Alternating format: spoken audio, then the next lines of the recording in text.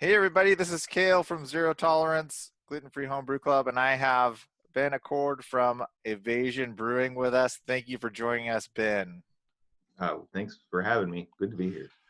So I wanted to talk about Evasion and your operation, but before we get into that, can you just tell us a little bit about how you got interested in brewing and how you came to become a pro brewer?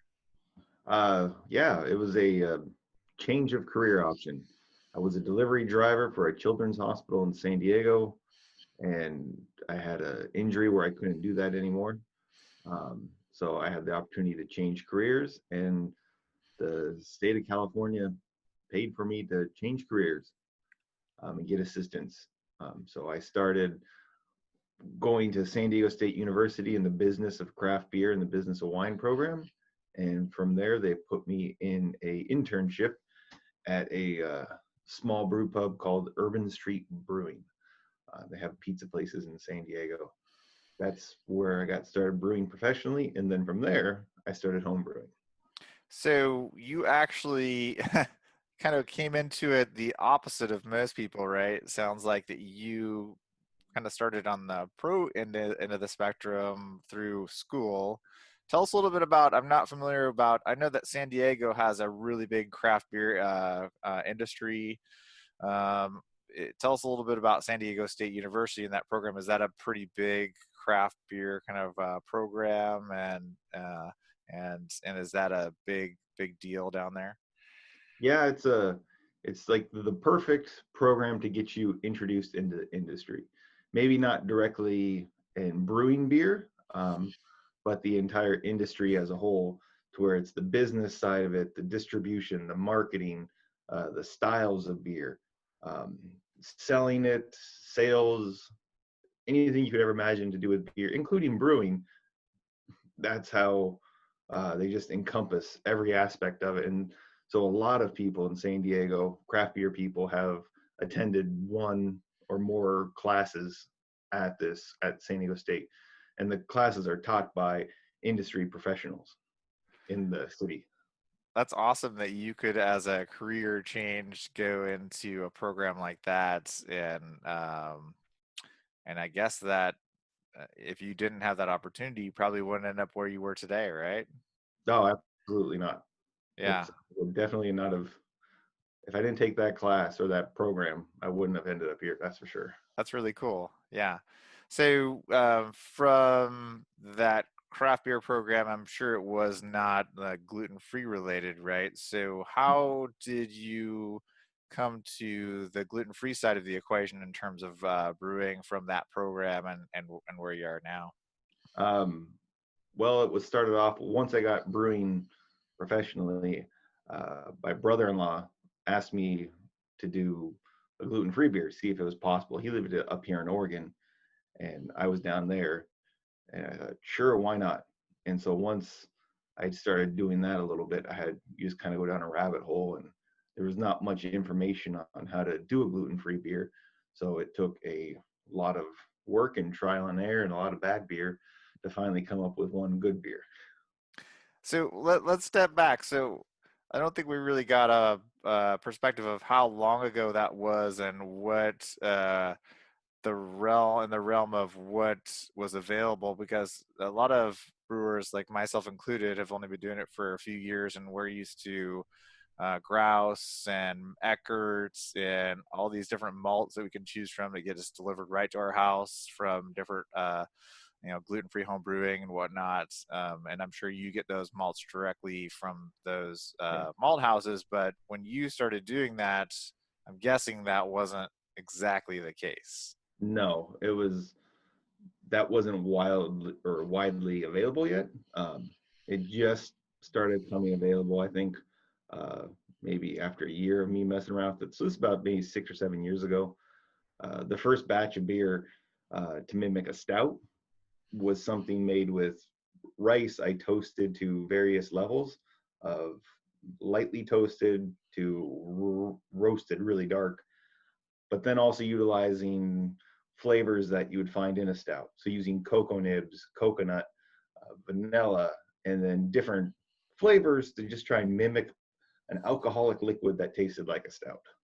So did you have a lot of moments where you were like, you tasted it and you're like, oh, like, Oh, yeah. There was a lot of other people, friends of mine, and brewing peers who tasted it, and they were absolutely confused by what they were tasting. that's it. That's, I think that, yeah, I think at the heart of the, our homebrew club, for instance, is a lot of our experimentation, and it gets to the extremes, I think, sometimes where, um, I think it's in the nature of the gluten-free brewing, community that it's just kind of like an experimental type of thing, and people try all sorts of things. I think as brewing as a whole, that's generally the case, but in gluten-free brewing, it's like you have to kind of pave your own way, specifically in that category, right? Yeah, and it's in my own mind. I feel like I had to write my own book on how to brew gluten-free beer. For me, Yeah. everyone tends to do it a little bit different, uh, but for me and how I knew how to brew, which was brewing barley-based beers, I was trying to adapt gluten-free beers to that, and that provided a lot of obstacles for me. I had nothing else to start with except just basic brewing, so that was my reference point. Yeah. So give us an overview of Evasion itself, the nuts and bolts, the where you're located, how long you've been around, how big of an operation it is, what are the details on the brewery itself? Yeah, so we got started, I think it was March of 2017. We got approved by the TTB. It's a 7 barrel brew house with a couple 7 barrel fermenters, some 15 barrel fermenters, as well as a small little barrel aging mixed culture program I do. Um, and that's kind of it. Just started mostly off as draft, but we ended up realizing that package was going to be an important way to make sure the beer gets around best possible. So I always like to ask this question about the name, right? So some names are pretty obvious, like Beerly Brewing is from JP's name, but others maybe not so obvious. So tell us about the name and like did you toss around a million names before you settled on this one? How did that whole process work? Uh, yeah, there's not many original ideas left out there. So start off with all kinds of names and worked its way to evading gluten. So running away from gluten essentially. So evading and then turned into evasion as more of as just a standalone name. Nice. And then, so you've been around for a couple of years, right? So how has the brewery changed in those couple of years? Have you, changed from an equipment perspective, from I know that you've moved from bottles to cans. Tell us a little bit about maybe how you've seen a change within your brewery over the last few years from when you opened to where you are now. For the most part, it's all the same equipment. I mean, you put it on the head there. The start off with a bottling line, and then now we've gone to a canning line, which makes the quality is a lot higher in cans. Uh, there's no light getting to it. It's better sealed, so it's much more stable, and customers seem to really enjoy it too, having the ability to put in cans. But other than that, it's the same equipment we started from with. Nice. It's funny, like when I was growing up, I always used to think canned beer was the shitty, like Budweiser beer, right? And then the bottles were all the craft, really super yummy beer, right? This was back when I didn't, I was still drinking barley beers, right?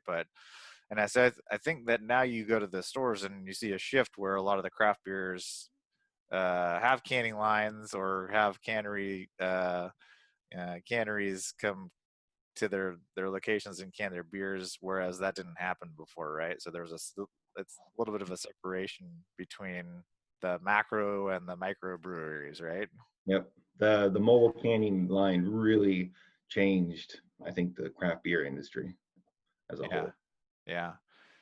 So you're down there in it's in It, McMinnville, right? And McMinnville is I've never been to McMinnville. I want to go, and I know it's known for being wine country, right? So tell us about what that's like having a brewery in wine country, not only a brewery, but a gluten-free brewery. And then how does that influence your brewing, right? Having that wine culture right nearby. Well, I really enjoy wine. One thing I want to be a winemaker before I ever wanted to be a brewer, if I had to choose between the two. But brewing presented itself as the opportunity, so that is where I went to. Uh, but I still like the aspect of making wine, and so I'm personally heavily influenced by the region where we live at, which is we're just surrounded by vineyards and orchards of fruit and anything like that. It's such a great place to live when it comes to having access to fruit and to use in brewing and just to eating in general. It's good. So when I go about wanting to make a more unique beer, I try to utilize as much of the local uh, produce, if you will, as possible, and taking influence from just the valley that we live in, which has peaches and plums and pears, but then also all the different kind of grape varietals you could ever imagine. So when we do a beer like Yam Hill Punch, I try to make sure all the ingredients are sourced within the county to the best of my ability, and then using wild yeast that comes off the fruit to ferment the beers. So just really trying to give people that sense of terroir uh, that is very popular in wine, but trying to give some of that back to beer. Nice. It reminds me of like the whole farm to table concept of Yeah, some, fancy restaurants where they have, all of the ingredients they source from the local region, right? Sounds like you have a lot of opportunity to procure that type of, fruits and whatever from the local region, right? yeah, Yeah. absolutely. It's the some of the that's probably one of the funnest parts of the job is meeting all the different growers and farmers and winemakers and just talking with them, fleshing out ideas, and then collaborating with some of them too to make something that's pretty unique. Nice. So I always like to get into the technical brewing.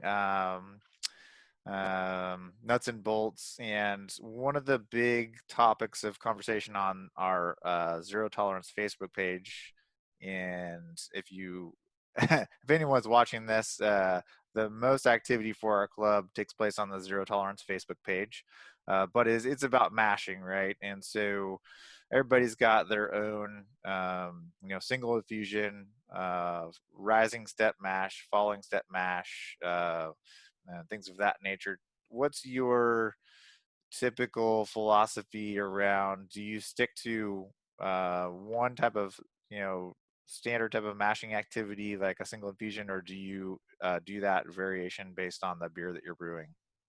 For the most part, it will always be just a single infusion, and then utilizing the same enzymes that all the gluten-free breweries use, liquefaction, a saccharification enzyme, and then just keeping it kind of simple. Once again, I think it goes back to based off of what I knew, which was single infusion barley based beers. I've done the rising mash and this falling mash or whatever you want to call it. I've done both of them, and it just the you get a really good beer out of it, but then it's also a lot more effort. It can be. Um, so I try to just keep it simple for me, and so I'll use that single infusion to get good results.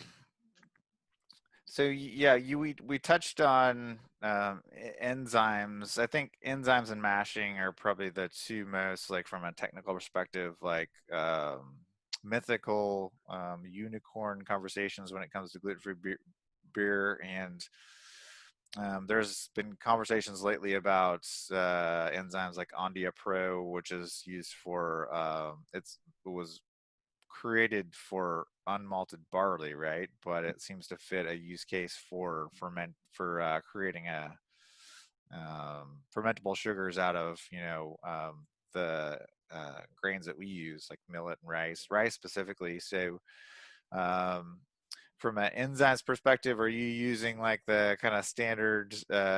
Do you use the standard ones that a home brewer would use, or do you Yeah, have access to all sorts of crazy enzymes that? I mean, there's access to them. Yeah. For the most part, it's the same stuff you get off of gluten-free home brewing. just Yeah. big quantities of it. Comes in 1 gallon jerry cans as opposed to So small little instead vials. of like a little tiny teaspoon, you're dumping like a huge amount in there. Yeah, exactly. Uh, Grandia Pro is great. I've used that plenty of times. Nice, nice. So what about you had mentioned the single infusion mash was something that you like to do because some of the other techniques just take a lot of time, and I think that brings us to a great conversation about what the differences are between home brewing and brewing as a business, right? So when you're brewing as a business, what do you see as, and you kind of came into it a little bit differently, right? Because you had kind of went through schooling and then had kind of a pro brewing experience. But from things like ingredient costs, thinking about distribution, the time that you have to experiment, your mashing schedules, what's the difference that you see between being a business and being a home brewer? Being a home brewer, it's you could make a really amazing beer for less than $100. You can dump a ton of vanilla beans in there, cocoa nibs. This doesn't matter if it's gluten free or not. This is just any brewing. You can make a really incredible beer.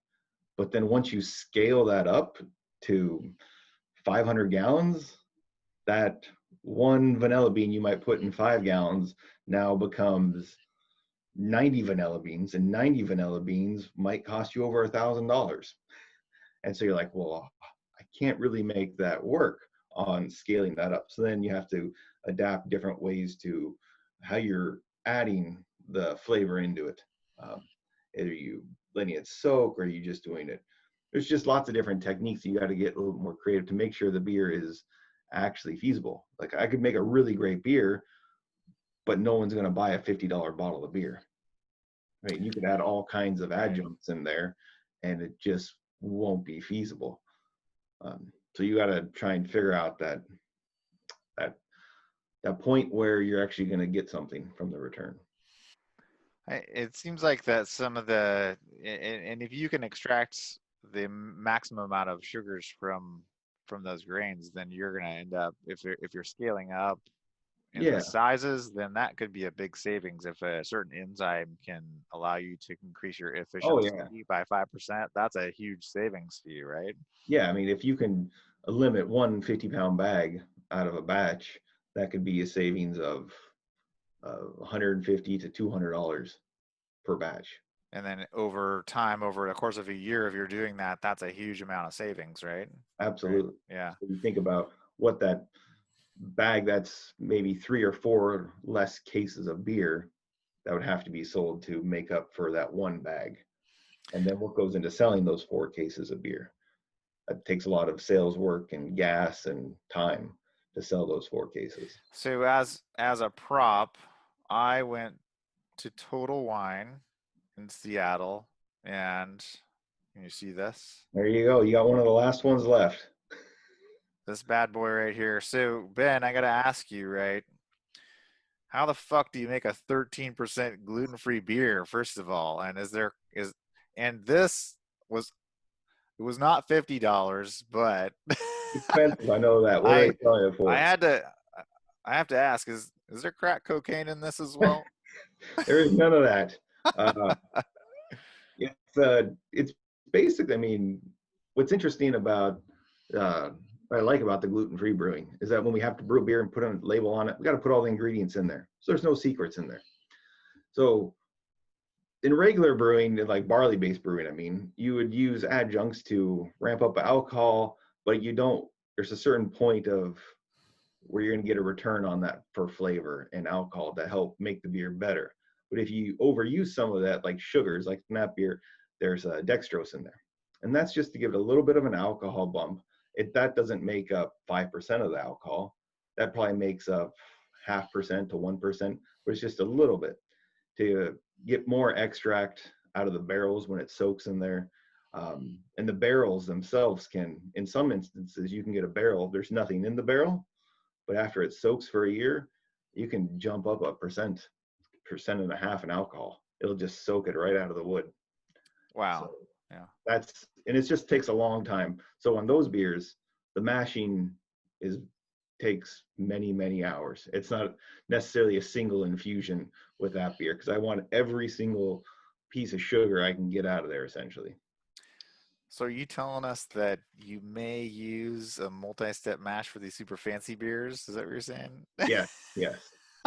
There'll be some multi steps in there to make sure I get every little thing I can out of it. This bottle, I'd gone to this Total Wine before and I did not buy the bottle, and then I went back a second time and it was the last one on the shelf and I could not resist the call. Well, I appreciate it. It was just voted the rated the number one beer in Oregon Oh, nice. by Well, Sip that's Magazine. awesome. So Nice, nice. Of and that's not just gluten-free beers, that's that's all just beers all beers in Oregon. It in was rated Oregon. number one. That's amazing. That's So awesome. that was pretty exciting to get that email from Sip Magazine. I That's was really cool. pretty dumbfounded. You're like, what? Exactly.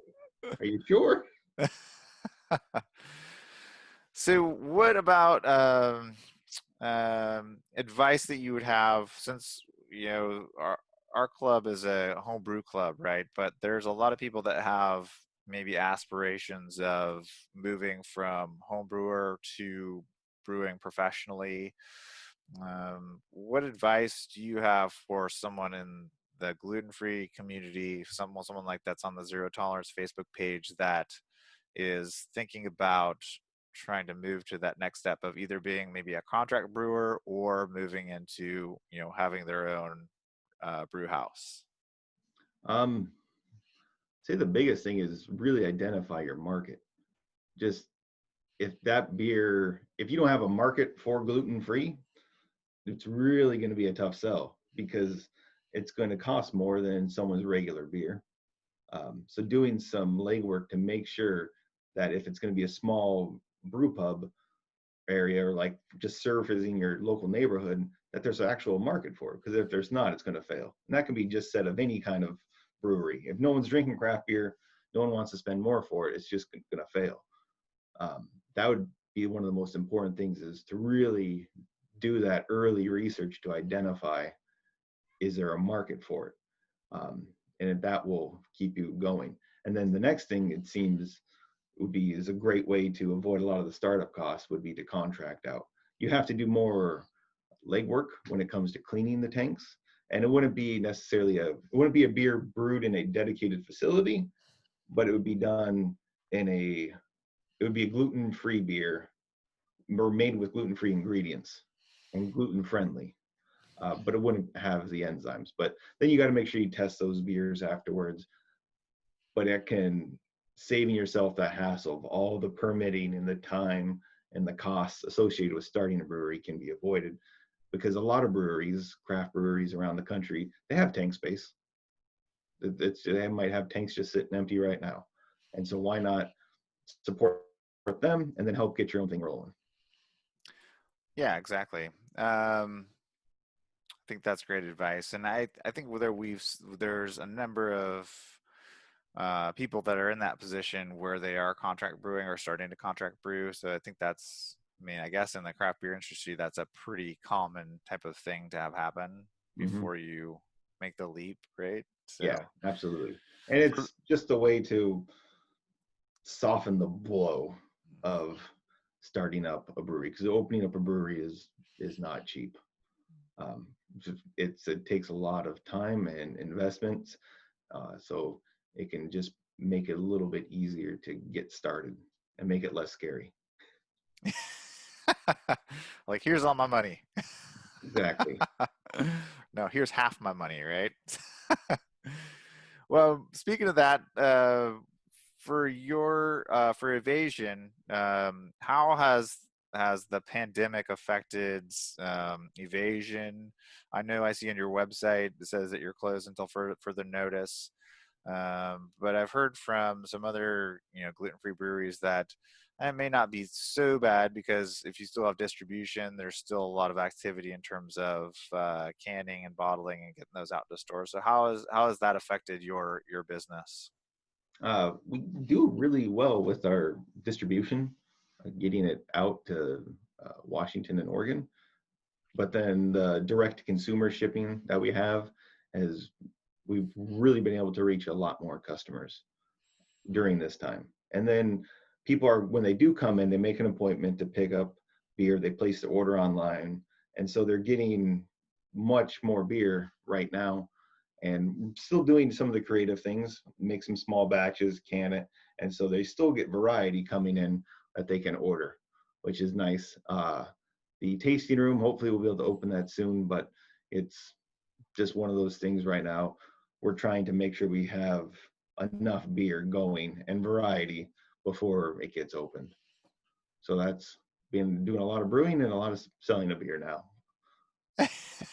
That's great. Yeah. So, last one for you before we let you go. So, I always like to, ask what you see in terms of, where your brewery is going to be in the next 5 or 10 years. Do you see it just like you want it just to be the right size it is now? You want to take over the world and brew the best gluten-free pilsner that's ever been made. What's your what's your vision? Like, do you want to be in all 50 states and have a huge operation and like hundreds of employees, or do you like it just nice and small like it is now? What do you see as a vision for the next few years? I think the best thing I could hope for, thankfully I don't have to worry about a lot of those problems. I just brew the beer. So I get to be creative and brew stuff and just keep making beers that people want to drink. And then if people want to drink it, they're going to buy it. And that will just increase demand. And the more demand there is, the farther we can distribute the beer, the more people can get it. It's a very gratifying thing to get emails or text messages from people on Instagram or Facebook. Just they finally get to have a gluten-free beer that they've never had before in their town because maybe someone bought them a six pack of it or they bought a bottle of it and they're just like mind blowing that they finally get something that they had never had before. So it'd be so great to service more people like that who are in, I don't know, little gluten-free wastelands or something, barren wastelands in their state or in their county in Kansas or something like that. Just Yeah, trying to yeah. get, however it may be, getting our beer and just gluten-free beer in general out to more and more people who are looking for it, but they just can't get it. And as of right now, I'm just looking at your website. You can now ship beer within Oregon to Virginia and DC, and then you also distribute to Washington and Oregon, right? Mm-hmm. Through Correct. those distributors. So if you want to find Evasion's beer, then those are the locations you can get that now. And then hopefully in the future, maybe other states. I know that the laws for each state are very weird. Very difficult. Not uh, an easy thing, that's for y- sure. yeah, so but you can find Evasion Brewing's beers there. And I've had a bunch of your beers, and I'm hoping to go down to McMinnville and go in the tap room whenever that opens back up. And I really appreciate you joining us today. Yeah, And I want to thank you for Evasion Brewing for joining us. And just remember, no barley, no wheat, no rye, no problem. there you go. Full Cheers. spell.